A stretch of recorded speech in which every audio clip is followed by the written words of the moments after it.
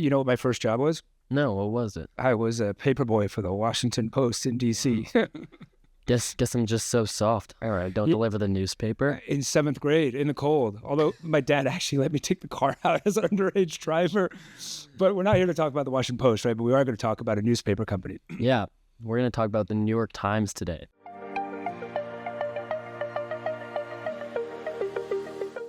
Pretty old company, huh? 173 years old. A lot of people might not expect they're a family-owned business. That's crazy. Many, many generations, right? Yeah, the publisher of the company, there's 5 consecutive generations who have been of one family. Wow. Before the Civil War, this thing was started, and here they are featured on our podcast talking about high quality growth stocks. What's going on? Yeah. I think it's important to note too that the New York Times, they're like a really big part of our history. Like, there was a New York Times reporter on the B-29 plane during the atomic bomb drop. Amazing. I mean, that's like one of the key moments in history that you probably learned in A Push, and the New York Times was right there covering it. Yeah. I mean, you probably know about the Pentagon Papers being leaked too. Yeah, that was the start of like the downfall of Nixon for Watergate. That was the New York Times. And another funny thing is the founder of the New York Times is actually the co-founder of the Republican Party. Oh my God. This was before the Civil War. This raises the question, it's a newspaper business, kind of old school. Warren Buffett has even said that the newspaper business is dying. Super old school, yeah. It's not a good investment. And before we get into how the New York Times makes money, we just want to say, quick disclaimer, not investment advice. How do they make money? They really make money with 2 primary, income streams. One is the old world of advertising. Think like the big ad in the newspaper. You open up the Sunday newspaper. And now it's much more driven by subscription. Yeah. Not only the print subscription, but all this new world of digital subscription. Yeah. Right, Luke? Yeah, it's important to note there was a big change in the New York Times. Originally, they were fully ad focused, but then they decided to put up a subscription, and it worked out really well for them. And like you said, these are the main sources of revenue, but it is important to note that the New York Times has a bunch of other companies and other branches of the company that also are very important to them. Yeah, it all starts with the newsroom, and that's their core focus. And as you pointed out, this is for hundreds of years where the New York Times hired the best reporters, really covered in an unbiased way. I mean, the brand is amazing. But recently, the New York Times has actually built up a bunch of businesses in other areas, right? Yeah, to name a few of these other branches of the company, Wirecutter, The Athletic, New York Times Cooking, New York Times Games, The Daily. I'm sure you've heard of a lot of these. And one important thing to bring up is the New York Times brand. You associate the New York Times with the truth, you can trust it. And this reflects in all of the other branches of their company. Wirecutter, it's a product review company, and you can trust the products that they're reviewing. New York Times Cooking, the recipes are verified by professional chefs. You can trust the recipes. And I think this is really important, like for their brand, because the brand is a huge part of the New York Times. It's an incredible amount of value. And in our work, we focus on, the revenues and the EPS, but it's hard to put a number on the value of that brand. And, one thing as we think about this transformation of this business model, one of the things that Luke and I have been talking about is how they have a lot of fixed costs and assets like the brand, like their newsroom. And as they now drive, subscriber growth, which they're doing in, massive quantities, right, Luke? Yeah. We think, and that's one of the reasons we're excited about this stock, is that they will have a certain fixed amount of costs that don't necessarily increase as they layer on hundreds of thousands of digital subscribers. And this isn't like a dream. Like, they've already proven that they can get subscribers, right? What did we read? 150 million registered users now? Yep. So, yeah, you think about, like, they have 11 million paying subscribers, and they've been having crazy growth in subscribers, which we'll get into. But, you might be worried, maybe they've maxed out at their subscribers. Like, how are they going to reach more people? There's so much room. 150 million, like you said, registered users. Yeah. And the variable costs are a lot less in that digital economy. So we think that's going to help them continue to get, margin expansion and good growth in both revenue and profitability. You might be thinking in the future, only older people, the older generation is going to subscribe to the New York Times. How are they going to grow with a new generation? Right. Well, what about the daily? You want to go into that? I mean, I think you found it, right? It's super skews to a young demographic. How many, What was it? 3/4 of the listeners are under 40. That's amazing. And weren't you just saying that you see people at Berkeley High playing the New York Times games as well? Yeah. A lot of people, I mean, a bunch of people in my generation, they love to play the New York Times games. So it's just a great way to reach a younger demographic. Yeah, and we've heard this with the earnings calls where they're really focused on audio, video, games, the lifestyle brands, to just really, go beyond the old guys who like the print publication. Let's try to give together a little bit of a snapshot of where this company is. So just using last year's numbers, the company did about $2.6 billion in revenue overall, which was pretty decent growth, right? Yeah, 7% increase in revenue, which is really good for a media company. And it was like a tale of two companies, right? Well, part of the company is declining and part of the company is growing. So if we think about this revenue, 2.6 billion, 700 million is print, like the actual newspapers that get delivered. People pay for subscription for the print newspapers. And that 700 million is actually down 6%. But it's not a huge portion of that. It's just like 27% of the total revenue. And the digital subscription is growing, and it's an important part of the business, right, Luke? Yep. Total digital revenue was $1.2 billion last year. And this is up 14% from last year. Amazing. So as we think about that, we, are excited about, NYT, ticker NYT, New York Times, because we think maybe that digital subscription will just kind of blow past the print and be the driver going forward. I think everyone's expecting to, print is gonna phase out eventually. And this is actually an opportunity for the New York Times. Their margin is 18% right now. And it's only gonna increase as things, go online more and more. Absolutely. It costs less to make a newspaper online than to print it. Absolutely. We've already seen evidence of that margin expansion. You want to just touch on the profit and free cash flow? So the AOP is $455 million, which is up 17% last year. This is adjusted operating profit. Yeah. And, this tells us they have a lot of cash, Yeah. And the free cash they have is $381 million.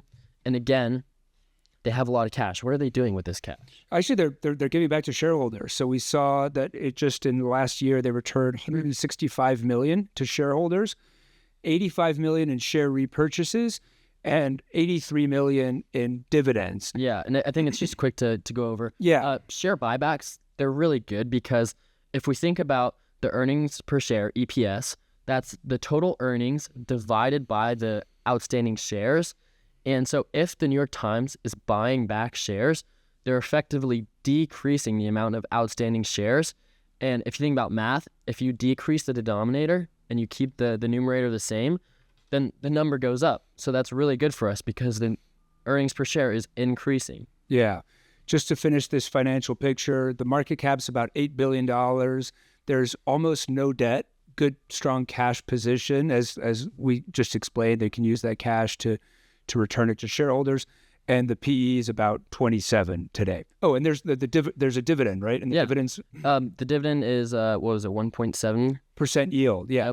And this is a 38% increase from last year. They've been keep increasing their dividend, which is always a good sign. And I think one thing to touch on, we said it's a family-owned company. There is a trust, so the family isn't allowed to sell shares, and this might seem kind of overwhelming and scary, and we'll get into the risks of this later on. But this is good for dividends because they make their money through cash, dividend cash. And so, of course, they're going to want to keep giving cash out to the shareholders. Absolutely. We should probably move to analysis, but before we do, should we do our fun facts? Yeah, sure. I have a really cool fun fact. So I'm sure everyone's familiar with Times Square, in New York. Way back when, the New York Times bought a building in Times Square, which it used to be called Longacre Square, and it actually got renamed Times Square after the New York Times. And then when you're thinking about New York, you're probably the first thing that comes to mind for me is, oh, the January 1st, the ball drop, and the New York Times made the ball drop. They wanted to celebrate their new building, and so the publisher at the time, he bought this big ball and dropped it, and since then that tradition's been going on because of the New York Times. That's a great story. Just a good example of how it's just part of the fabric. We don't even think about it. Yeah. My fun fact's a little different. It's more recent. It's about Wordle, specifically Josh Wordle, who created the game during the pandemic. It was like his side project. He did it for his partner. She was into the spelling bee and things, and he was just a former software engineer at Reddit. And he was like, oh, I'll create this game. And he played around with it with his friends, and then he released it in October 2021. A month later, there were 90 people using it. On January 1st, there were 300,000 people using it. And then he sold the business to the New York Times at the end of January 2022 for, they said low seven figures. So we're guessing $3 million. Yep. He never raised money. He never had anybody else helping. It was just a side project. And then he sold it to the New York Times for $3 million or so. I'm not sure the exact number, but that's pretty cool, isn't it? That is very cool. I would love to have that on my resume. All right. Should we jump into our analysis now? Yeah, sure. The first question is this a high quality growth company? And we define that by sales first? Yep. We look at the historical sales, and we want a consistent line that's going up, a steady growth. Yeah, here we're plotting 5 years, and looks all right, doesn't it? Yeah, it looks great. 9.4% historical increase in sales. And if you see, it's basically parallel to the line, or it is the line, Yeah, it's incredibly consistent. And, as we talked about earlier, they're growing their digital subscription revenue by 14%. So yeah, even though we're projecting here for our modeling even less than the 9%, I think we're going to project 6%, right? Yeah, again, we're just being conservative. It's always good to leave some room for, you never know what's going to happen. We can't predict the future. So the second part of this high quality growth stock is what? Well, now we're going to look at the historical EPS, earnings per share, and then we're going to predict what we think it'll continue to grow by from there. So what is this? The 5 years we're showing here. What do you think? Well, I mean, it says 25% growth, which is insane for EPS, especially it's a media company, We said 12, which again, being conservative. Yeah. I mean, it feels like they've got a really good shot of growing EPS more than 12%, right? There's 25% here. We've seen how they've really been able to drive profitability and expand profitability with this concept we talked about, of just more digital revenue. So yeah, I think this is pretty convincingly a high quality growth stock. What do you think? I definitely agree. Again, if you've seen our videos, we tend to leave some room for growth, and here we're leaving a lot of room for growth, and I think it's definitely a high quality growth company. Okay, agreed. What's the second question? Is this company selling at a fair price? Yeah. So is it valued okay? How do we dig into this? So what we're gonna do is we're gonna essentially predict a price range, and in that price range, we're gonna have a buy range, a hold range, and a sell range, and we want it to be in the buy range. So how do we find this price range? Yeah, I mean, basically we're going to use historical information as well as our forecast to predict a 5-year high price and a 5-year low price. And so the way we're doing that, we're going to start with the high price. We're looking at the historical high PE, and then we use a projected high PE. In this case, I think we're decided we're going to use 45, right, Luke? Yeah, I mean, if you look at the 5-year average high PE, it's 49. Not a crazy difference, but again, we're on the safe end of it. And then as we reflect back on the EPS chart we were showing, where we projected 12% growth, that projected out a high earnings per share of 3.12. We take our PE times the earning per share, and we have a projected high price. Yeah. Let's move on to forecasting the low price. What do we do here? So for the low price, we're doing the same thing essentially. We're looking at the 5-year low PE average, and from there we're going to make our estimate. Here we put 18, which is a lot lower than the 5-year average low PE of 29. But I like that we did that because low PE, even though the lowest it's been over 5 years is 29, that's still a relatively high PE, right? So something could go really wrong. New York Times could be out of favor for some reason. So I kind of like that we're doing a lower PE. Yeah, definitely. And then we're using the EPS, which is TTM, trailing 12 months. So that's just really saying that the earnings per share will not go up from the last 12 months, which feels very conservative as well. And that gives us a forecast stock price of 32, which then gives us the range. Yeah, so from here we can see it's in the buy range. It's not all the way down, but it's not barely. And again, we have to keep in mind we use some conservative estimates. We're staying on the safe side, and it's still in the buy range, which is a really good sign for us. Yeah, so just to recap, we used historicals as well as our own judgment after doing all the research to try to forecast a low price and a high price. And then we plot the current price of $49 as of this recording here at the end of March. And we say, okay, where does that fall? And it looks like there's a lot of upside based on, like Luke said, these pretty conservative assumptions. Yep. So before we kind of make a club decision, I think we should just touch on some risks, right, Luke? What are some risks that we should sort of think about beyond the numbers? Well, one thing for sure is that we kind of touched on this earlier.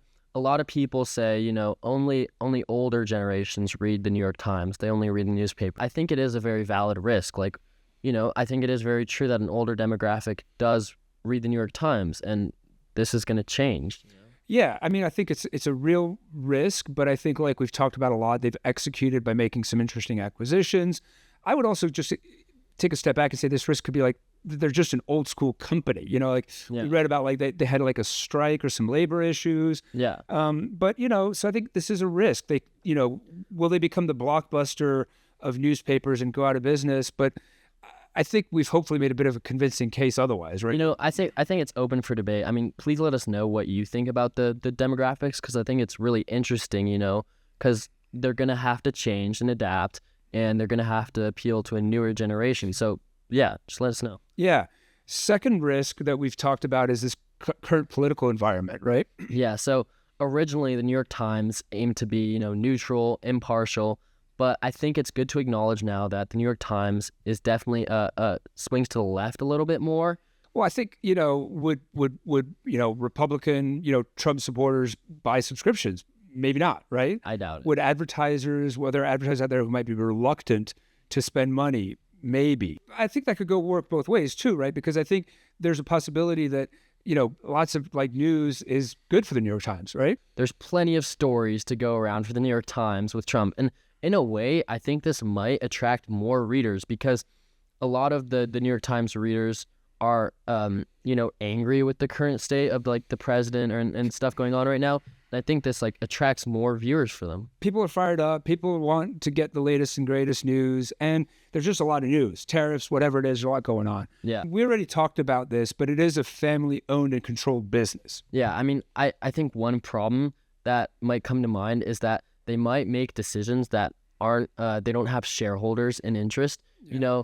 They might not care so much about the stock price going up and down as they can't sell their shares. Yeah, it's a great point. Actually, Luke and I don't have any experience investing in a public stock that's controlled by a family. Yeah. So if anybody has, I'm sure there are others like Hershey and others, please give us a comment of what we should really worry about and keep an eye out as we track this company. Yeah, and I think the final risk is, search engines, like AI search engines. Google has Gemini. When you search something, it tries to answer your response based on AI. This could pose some threats to the New York Times articles when you normally search for something. Absolutely. Like Google is not trying to send traffic to New York Times or anybody else. And, AI like ChatGPT and others are just like trying to train their models on anything and everything. We did see that there's actually litigation happening today between New York Times and ChatGPT. We're not litigation experts, but I think it feels like, to your point of brand earlier, Luke, I mean, they have a good shot at defending themselves, right? I definitely think so. I mean, like we said, they're a trustworthy company. You see a New York Times article and you automatically trust it. At least that's what I think. But yeah, I think this brand, I mean, it kind of works both ways. I think we've talked a lot about the risks of being this 170-year-old company, but on the flip side, a lot of people all over the globe have incredibly positive views around this brand and this business, and that could, drive growth. I think we should buy it. Yeah, let's do it. We've got $250. Should we just put in a market order to buy a few shares of this? I think that's a great idea, yeah. All right, done. Well, thanks so much for listening. If you made it this far, we super appreciate it, and we want to hear from you. If you've got a suggestion, a stock you want us to take a look at, things we could do to make this more compelling, please leave us a note or just get in touch. Yeah, please don't be afraid to comment. We'll answer all of them. Yeah, thank you so much for watching. See you next time.